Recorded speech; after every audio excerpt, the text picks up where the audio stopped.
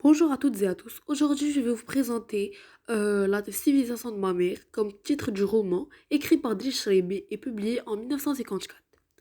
Dans cette œuvre, nous suivons le parcours tumultueux du personnage principal, Ahmed, qui décide de renier sa famille et ses origines pour se frayer un chemin dans la société coloniale française. Il se bat contre les normes et les traditions de la communauté qui le forcent à accepter un mariage arrangé.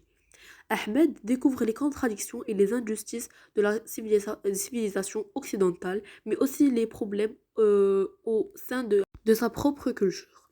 La civilisation mamère dénonce plusieurs aspects de la société coloniale française du milieu du XXe siècle. Tout d'abord, l'œuvre met en lumière l'injustice du système colonial où les autochtones sont traités comme des citoyens de la seconde classe.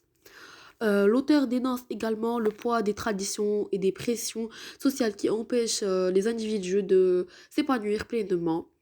À travers différents personnages, Sraibi montre que les conséquences dramatiques de la domination culturelle. Par exemple, Ahmed est contraint de renier son identité pour être accepté dans la société française, mais cela le conduit à une crise d'identité profonde et à un sentiment de déracisme.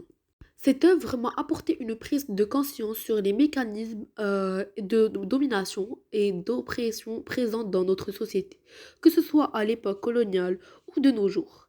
J'ai appris à me remettre en question les normes et des traditions qui peuvent étouffer notre liberté individuelle. De plus, la civilisation de ma mère m'a sensibilisée à l'importance de l'identité et de la quête de soi, ainsi qu'à la complexité de la culture et de la civilisation. La civilisation mamère peut être considérée comme une autobiographie puisque Driss Shaibi s'inspire beaucoup de sa propre vie dans son roman.